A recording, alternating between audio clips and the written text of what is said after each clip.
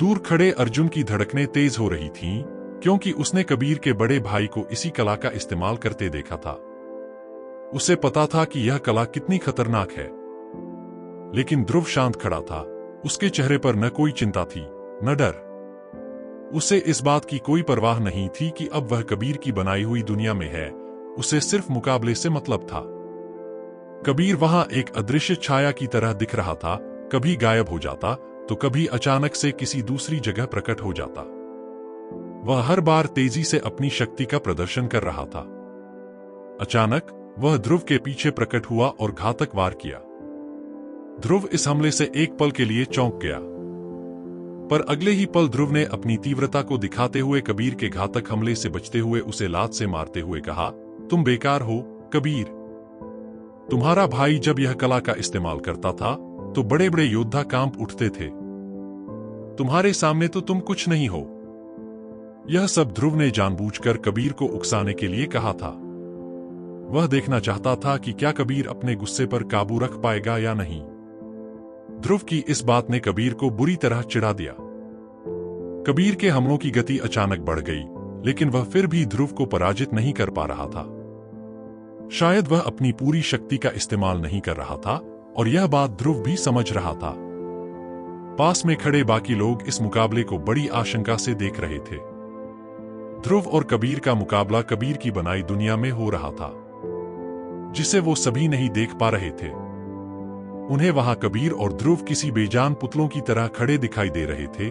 किसी में भी वहां जाने की हिम्मत नहीं हो रही थी, क्योंकि उनकी ओर बढ़ने का मतलब था कि वे भी उसी खतरनाक दुनिया में पहुंच जाएंगे जहां ध्रुव और कबीर आमने सामने थे। ध्रुव ने कबीर को उकसाने का कोई भी मौका नहीं छोड़ा। कबीर के हमलों को नाकाम होते देख ध्रुव जानबूझकर उसे और भड़काते हुए बोला, शायद तुम इतने कमजोर थे, इसीलिए तुम्हारे पिता ने तुम्हें छोड़कर तुम्हारे बड़े भाई को चुना था। मुझे अब लगने लगा है कि तुम इस कला को नहीं सीख पाओगे। तो चलो अब हम इन सबको खत्म करते हैं। ध्रुव की यह बात सुनते ही अचानक एक तलवार उसकी गर्दन को छूते हुए रुक गई। ध्रुव की आंखें हैरानी से बड़ी हो गईं। उसने धीरे धीरे अपने बगल में देखा और उसे वहां कबीर खड़ा दिखाई दिया। यह दृश्य उसे पागल कर देने वाला था। कबीर वहीं सामने भी था और उसके बगल में भी। इस दुनिया में कबीर कुछ भी कर सकता था। ध्रुव के चेहरे पर हल्की मुस्कान आ गई, जबकि कबीर ने तलवार को उसकी गर्दन से हटाते हुए उसे देखा। वह अभी भी शांत था। ध्रुव ने अपनी गर्दन को हाथ से छूते हुए जब अपने हाथ को वापस चेहरे के सामने लाया तो उसे पता चला कि उसके हाथ में रक्त लगा हुआ था। यह रक्त कबीर की जीत की निशानी थी। ध्रुव खुश हो रहा था, लेकिन तभी उसका ध्यान कबीर की ओर गया। कबीर की आंखें काली पड़ रही थीं, जो इस बात का संकेत थी कि कबीर अपना काबू खो रहा है। ध्रुव उसे गौर से देख रहा था। कबीर उस शक्ति को खुद पर हावी होने से रोकने की पूरी कोशिश कर रहा था, और वह काफी हद तक सफल भी रहा था। ध्रुव ने मन में मुस्कुराते हुए कहा, सही कहा था तुम्हारे भाई ने कि तुम उससे भी अच्छा योद्धा है। मैंने पहले कभी किसी मदान परिवार के योद्धा को इस शक्ति से ऐसे लड़ते हुए नहीं देखा। यहां तक कि तुम्हारा भाई भी इस शक्ति के आगे कुछ नहीं कर पाया था। आज के लिए इतना काफी है। यह कहते हुए ध्रुव ने तेजी से कबीर के पास प्रकट होकर एक जोरदार मुक्का उसके पेट पर मार दिया। कबीर, जो अपनी शक्ति को रोके हुए था, उसका ध्यान वहां नहीं था, और इसी वजह से वह असुरक्षित था। ध्रुव के उस एक मुक्के ने अचानक उस अद्भुत दुनिया को टुकड़े टुकड़े कर दिया। तुरंत वे सभी वास्तविक दुनिया में लौट आए। कबीर सीधे खड़ा था, उसकी आंखें बंद थीं और वह गिरने वाला था। तभी ध्रुव ने उसे सहारा दे दिया। बाकी लोग जो वहां बैठे थे, कबीर को बेहोश देखकर जल्दी से ध्रुव और कबीर के पास दौड़ पड़े। काशवी घबराते हुए ध्रुव को देखती है और कहती है, क्या हुआ इनको? कबीर ठीक तो है? ध्रुव ने गंभीरता से सिर हिलाते हुए कहा, कबीर ही अब हमारी आखिरी उम्मीद है। उसने आज खुद को साबित किया है। कुछ दिनों में मैं इसे इसके भाई की दी हुई वो शक्ति दूंगा।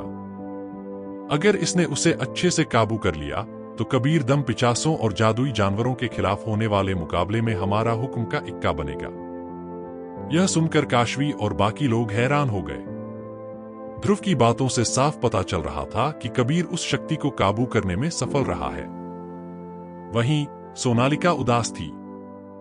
उसे यह एहसास हुआ कि ध्रुव कबीर को इस दुनिया की आखिरी उम्मीद मानता है और इसके अनुसार अवीर जीवित नहीं है।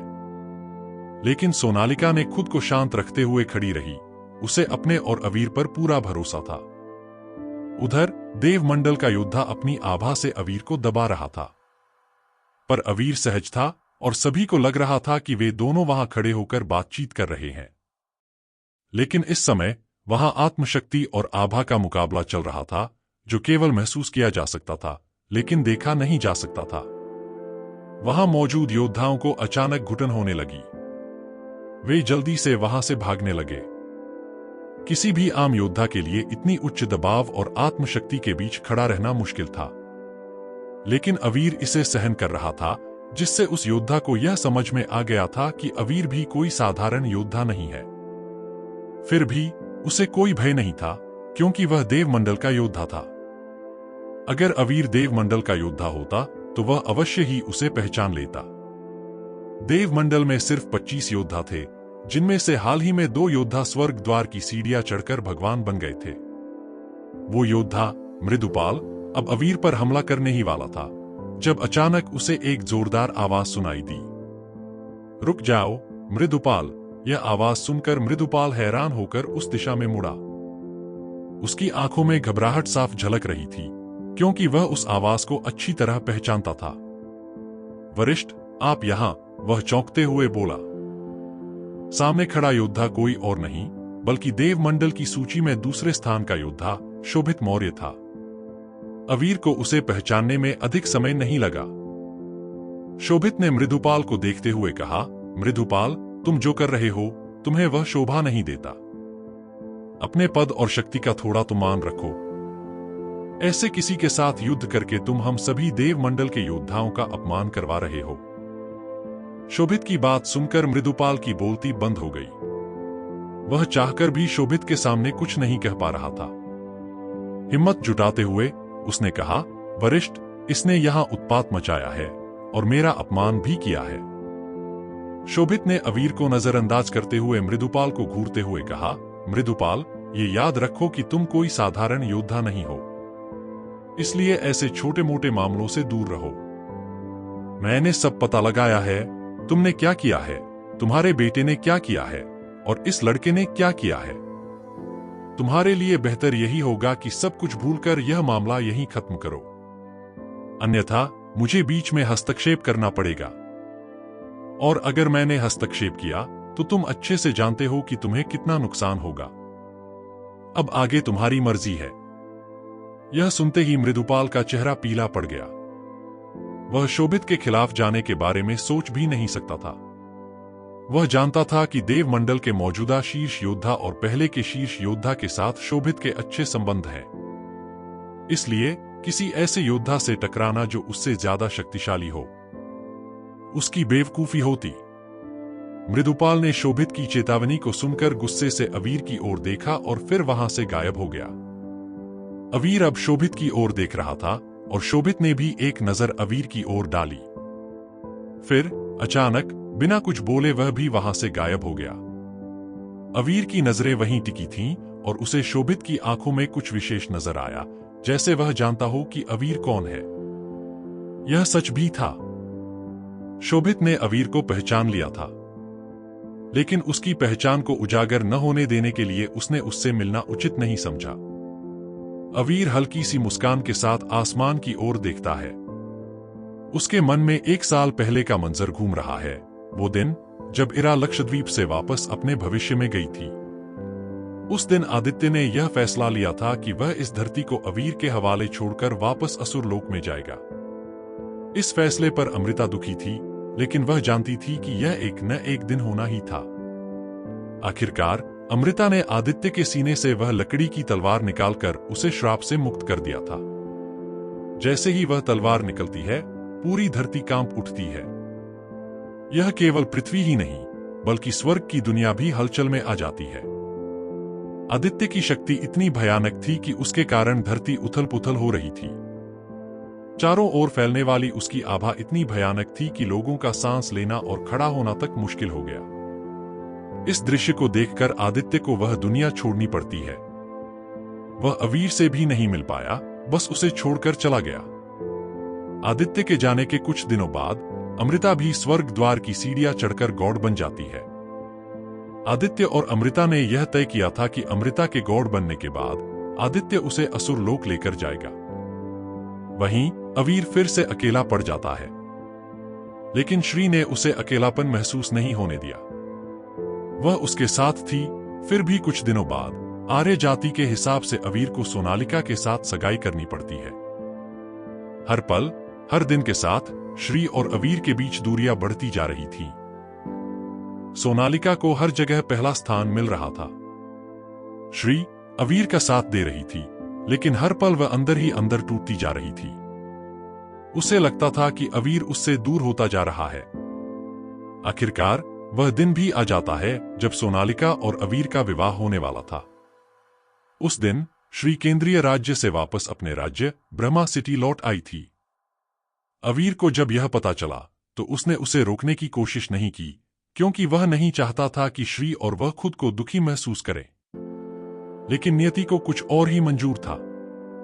विवाह की तैयारियां धूमधाम से चल रही थीं, लेकिन अवीर के मन में एक उदासी थी। वह सोच रहा था कि क्या वह वास्तव में इस रिश्ते में खुश रह पाएगा। सोनालिका से विवाह होने से पहले ही अवीर को एक भयानक खबर मिलती है। दम पिचासों ने ब्रह्मा सिटी पर हमला करने की एक खतरनाक योजना बनाई है, जिसमें जादुई जानवर भी उनके साथ हैं। यह सुनकर अवीर का दिल धड़कने लगता है। वह बिना किसी को बताए ब्रह्मा सिटी के लिए निकल पड़ता है। एक अदृश्य जुनून उसे अपने लक्ष्य की ओर खींच रहा था। उसे नहीं पता था कि यह जानकारी सही तो है, लेकिन अधूरी भी है। दम पिचासों ने जादुई जानवरों से हाथ जरूर मिलाया था, लेकिन उनका असली इरादा कुछ और था। वे जानबूझकर उसे इस जाल में फंसाने के लिए खेल खेल रहे थे। जैसे ही अवीर ब्रह्मा सिटी पहुंचता है, वहां के वरिष्ठ योद्धाओं से उसे पता चलता है कि श्री ने स्वर्ग द्वार की चढ़ाई सफलतापूर्वक कर ली है। यह सुनकर अवीर का चेहरा सफेद पड़ जाता है, जैसे सारी खुशियां उस पर से छिन गई हों। एक पल के लिए उसकी आंखों में उदासी का सागर बहता है, लेकिन वह जानता है कि उसे ब्रह्मा सिटी की सुरक्षा के लिए वहीं रुकना होगा। 24 घंटों तक कुछ नहीं होता।